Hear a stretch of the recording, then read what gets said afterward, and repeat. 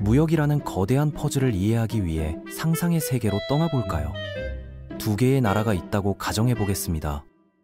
강아지 나라와 쿠키 왕국이라는 흥미로운 나라들 말이에요. 강아지 나라에는 귀여운 강아지들이 너무나 많지만 정작 맛있는 쿠키는 턱없이 부족한 상황입니다. 반면 쿠키 왕국에는 향긋하고 달콤한 쿠키가 넘쳐나지만 강아지는 몇 마리 없어서 쿠키를 좋아할 존재가 부족해요. 이런 상황에서 자연스럽게 무역이 시작되는 것이 당연하지 않을까요? 지금부터 이 흥미진진한 무역의 세계와 관세라는 복잡하면서도 중요한 경제 시스템을 차근차근 풀어나가겠습니다.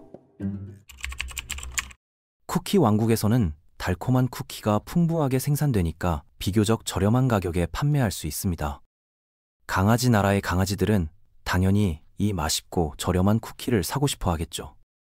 강아지 나라가 다른 나라에서 물건을 사오는 것을 수입이라고 부르며 반대로 자신들이 가진 것을 다른 나라에 파는 것을 수출이라고 합니다. 처음에는 모든 것이 순조로웠어요.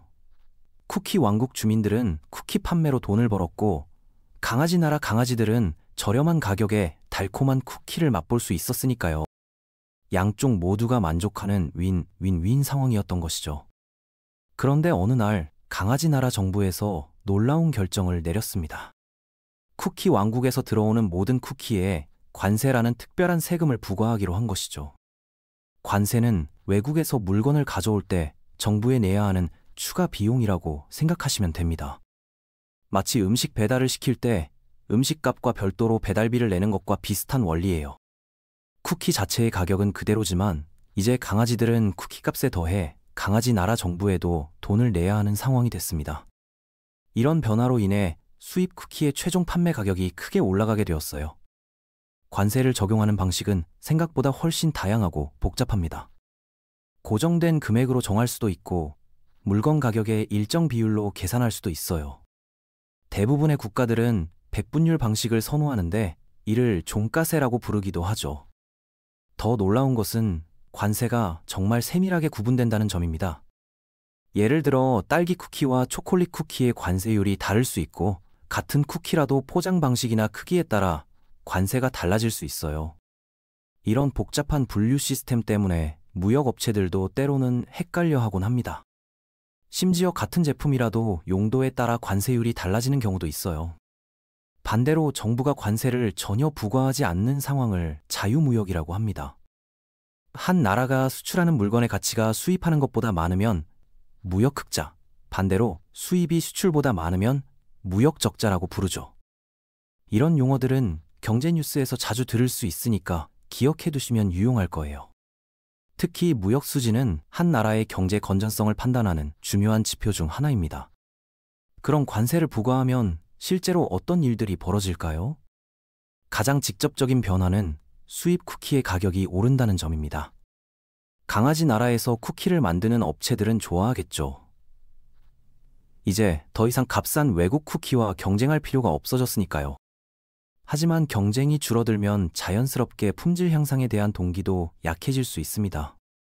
국산 쿠키가 강아지들의 유일한 선택지가 되면서 국내 쿠키 가격도 수입 쿠키보다 조금 낮은 수준까지 올라갈 가능성이 높아요. 이런 현상을 경제학에서는 시장 지배력 강화라고 부르기도 합니다. 이런 상황에서 가장 피해를 보는 것은 결국 일반 소비자들입니다. 강아지들은 이제 어려운 선택의 기로에 서게 됐어요. 비싸더라도 맛있는 수입 쿠키를 먹을 것인지 아니면 저렴하지만 품질이 떨어지는 국산 쿠키로 만족할 것인지 말이죠. 강아지 나라 정부는 매번 수입 쿠키가 들어올 때마다 관세 수입으로 돈을 벌 수 있게 됐습니다. 그런데 쿠키 왕국 정부도 가만히 있지 않을 거예요. 보복성 관세를 부과할 수 있고 그러면 강아지 나라도 다시 대응할 것이고 이런 식으로 계속 이어지는 것을 무역전쟁이라고 부릅니다.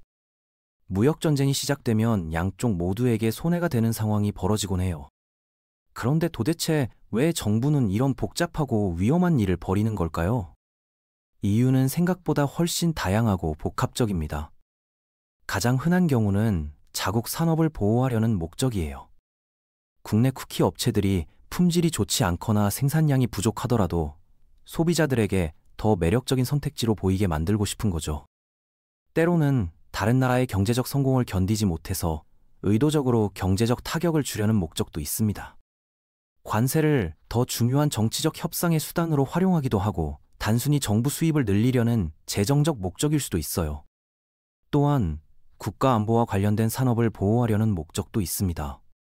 관세로 인해 모든 것이 비싸진다면 과연 누구에게 도움이 될까요?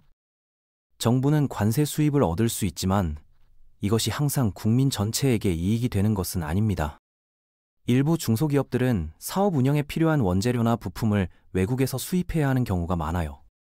관세 때문에 이런 비용이 증가하면 결국 기업들의 부담이 커지고 심각한 경영상 스트레스를 받게 됩니다. 대기업은 어느 정도 손해를 감당할 여력이 있지만 소규모 업체들은 문을 닫아야 하는 극단적인 상황까지 올 수 있죠. 관세율이 갑자기 변경되면 새로운 제품 출시 계획이나 사업 확장이 지연될 수도 있습니다. 이런 불확실성이 경제 전체의 활력을 떨어뜨릴 수 있어요. 현재의 관세 시스템은 주로 실물 상품, 즉 손으로 만질 수 있는 물건들에 적용됩니다. 그런데 디지털 시대가 되면서 완전히 새로운 문제가 생겼어요.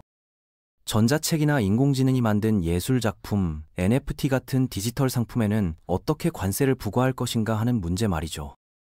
또한 환경 관세라는 새로운 개념도 등장했습니다. 일부 국가들은 자연 환경에 해를 끼치는 방식으로 생산된 제품에 대해 추가 세금을 부과하기 시작했어요. 제품을 만들 때 배출된 탄소량에 따라 세금을 매기는 탄소 국경세가 대표적인 예입니다. 이런 새로운 형태의 관세는 환경 보호와 경제적 이익을 동시에 추구하려는 시도라고 볼 수 있어요. 실제 역사를 보면 정말 흥미롭고 때로는 황당한 무역 분쟁들이 많이 있었습니다. 1990년대에 바나나를 둘러싼 무역 전쟁이 벌어진 적이 있어요. 1993년에 유럽연합은 경제적으로 어려움을 겪고 있던 카리브해 지역 국가들을 돕기 위해 이들이 수출하는 바나나에 대해 관세 할인 혜택을 제공했습니다. 하지만 미국은 이런 차별적 대우가 국제 무역 규칙에 어긋나는 불공정한 조치라고 생각했어요. 자신들도 바나나를 수출하는데 같은 혜택을 받지 못한다는 이유였죠. 미국은 보복 조치로 유럽의 다른 상품들, 특히 럭셔리 제품들에 높은 관세를 부과했고 결국 세계 무역기구가 중재에 나서야 했습니다. 놀랍게도 이 바나나 분쟁은 유럽연합이 미국에게도 동등한 관세 혜택을 제공하기로 합의하기까지 거의 20년이나 계속됐어요. 작은 과일 하나 때문에 전 세계가 이렇게 오랫동안 분쟁을 벌인 것이죠. 이런 사례는 국제 무역이 얼마나 복잡하고 민감한 문제인지를 보여줍니다. 최근에는 기술 패권을 둘러싼 무역 분쟁이 활발해지고 있어요. 반도체, 인공지능, 오지통신 기술 등 첨단 기술과 관련된 제품들에 대한 관세 부과가 늘어나고 있습니다. 이런 기술들은 국가의 미래 경쟁력을 좌우할 수 있기 때문에 각국이 더욱 민감하게 반응하고 있어요. 특히 중국과 미국 사이의 기술 분야 무역 분쟁은 전 세계 경제에 큰 영향을 미치고 있습니다. 관세 정책을 이해할 때 가장 중요한 것은 모든 것에는 양면성이 있다는 점입니다. 단기적으로는 국내 산업을 보호하고 정부 수입을 증가시킬 수 있지만 장기적으로는 소비자 부담 증가와 경제 효율성 저하를 가져올 수 있어요. 또한 다른 나라의 보복을 불러일으켜 무역 전쟁으로 이어질 위험도 항상 존재합니다. 이런 복잡한 상황에서 정부는 국익을 최대화하면서도 국제적 갈등을 최소화할 수 있는 균형점을 찾아야 하는 어려운 과제를 안고 있는 것이죠. 결국 관세는 경제적 도구이면서 동시에 정치적 수단이기도 합니다. 소비자로서 우리는 관세가 우리의 일상생활에 어떤 영향을 미치는지 이해하고 현명한 소비 선택을 해야 할 것 같아요. 무역과 관세의 세계는 복잡하지만 이를 이해하면 경제 뉴스를 보는 시각이 완전히 달라질 것입니다. 앞으로 여러분이 쇼핑을 할 때마다 이런 무역의 이야기를 떠올려 보세요.